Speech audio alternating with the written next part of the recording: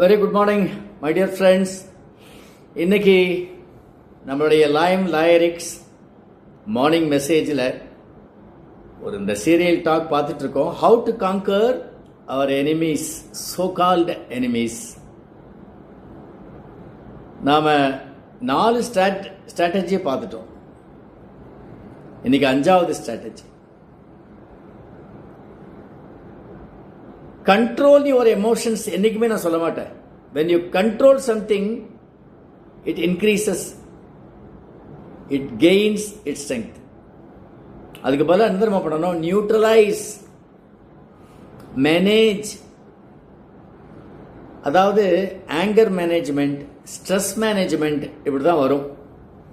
Anchor control, stress control அப்படிலாம் program நடத்துறது இல்லை ட்ரைனர்ஸ் எல்லாம். என்ன காரணம் அப்படின்னா, நீங்கள் எதையாவது கண்ட்ரோல் பண்ணீங்கன்னா அது மீறும். அதே நேரத்தில் நியூட்ரலைஸ் பண்ணீங்கன்னா, மேனேஜ் பண்ணீங்கன்னா அது ஒழுங்காக நம்ம கைக்குள்ள அடங்கிடும். இங்கேயுமே மேனேஜ் யுவர் எமோஷன்ஸ். பொதுவாகவே ஏற்கனவே நம்ம பார்த்தோம், mind is always wired and tuned towards negativity. யாராவது நெகட்டிவாக நம்மக்கிட்ட பிஹேவ் பண்ணாங்க, ராங்காக பிஹேவ் பண்ணாங்க, உடனே மைண்ட் நாங்கள் சுவிட்ச் ஓவர் பண்ணோம். உடனே அதில் தான் போய் ஒட்டிக்கும். அதையே நினச்சிட்டு இருக்கும்.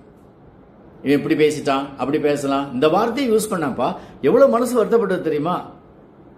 உடனே பக்கத்தில் இருக்க என்ன பண்ணுவான், அந்த திரியை கொஞ்சம் ஏற்றி விட்டு எண்ணெயை கொஞ்சம் ஊற்றுவான். உங்களை இப்படி சொல்லலாமா சார்? சார் என்ன சார் ஆச்சரியமா இருக்கு சார், உங்களையா சார் சொன்னான்? அதை இன்னும் போட்டு அழுத்தி கீழே உட்கார வச்சு மேலே எண்ணெயை போட்டு நல்ல தீயை போட்டு இன்னும் ஸ்டஃப்பை ஏற்றி எரியிட்டோம். மேனேஜ். எப்பவுமே இந்த மாதிரி பேசிக்கலாக நம்முடைய மைண்டு இப்படி டியூன் ஆயிருக்கு அப்படிங்கிறத உணர்ந்து அதை நோக்கி மனசு போகுதுன்னு சொல்லும் பொழுது block it, turn it, show the right way. So stay calm, watch your emotions, break the emotions into pieces.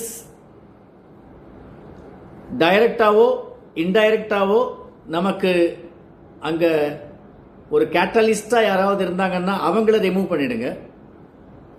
எப்பவுமே என்ன பண்ணுவாங்க, இந்த ஃபயர் ஃபைட்டிங்கில் அந்த ஃபயருக்கு என்ன காரணமாக இருக்கோ, கம்பஷன் மெட்டீரியலோ இல்லை ஏரோ, இதெல்லாம் அதை பிளாக் பண்ணிடுவாங்க. அது மாதிரி முதல் விஷயம், நமக்கு யாரெல்லாம் இந்த மாதிரி வந்து தூண்டுதல், அந்த அந்த நெகட்டிவிட்டியை, அந்த எனிமிட்டியை ஸ்ட்ரெங்தன் பண்ணுறாங்களோ அவங்கள விளக்கிண்டே இருக்கணும். அந்த அதுக்கு உண்டான எமோஷன்ஸை நாம் மேனேஜ் பண்ணிகிட்டே இருக்கணும். அந்த எமோஷன் ப்ளீச்டாக நம்ம மாறணும் அப்படின்னா, நம்ம எமோஷன்ஸை நாம் ஹேண்டில் பண்ணுறதுக்கு அந்த ஐடியா நமக்கு வந்தது அப்படின்னா நாம் அதிலிருந்து விலகிடலாம். ஸோ அந்த இப்போ கூட நான் சொன்னேன், அவுட் க்ரோ அப்படின்னு சொன்னேன். Grow your self more, you out grow over your enemies. இந்த காக்கா கூட்டம்லாம் என்ன பண்ணும், கழுகை வந்து அட்டாக் பண்ணிகிட்டே இருக்கும். கழுகு ஒன்றுமே பண்ணாது. இந்த ஈகிள் ஸ்ட்ராட்டஜி வந்து எனிமி ஸ்ட்ராட்டஜியில் ரொம்ப அழகான ஒரு ஸ்ட்ராட்டஜி. இது பவர்ஃபுல் பேர்டு.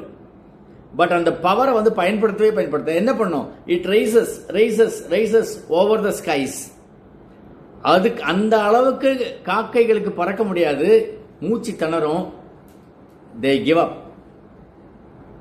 அதே மாதிரி தான் எமோஷனலாக சார்ஜ் ஆயிடுச்சுன்னா அது கொத்தும், சண்டை போடும். தான் எமோஷன்ஸை விடவே விடாது, காமாக இருக்கும், ரைஸ் ஆகிட்டே போகும். So emotional management is very very important. Emotionally intelligent person never fight, never confront, they move on. நம்மளுடைய வளர்ச்சியை தடுக்கக்கூடியது இந்த ராங் நெகட்டிவ் எமோஷன்ஸ்.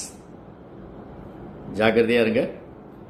நாளைக்கு 6வது ஸ்ட்ராட்டஜியில் உங்களை மீட் பண்ணுறேன். All the best. Have a nice day.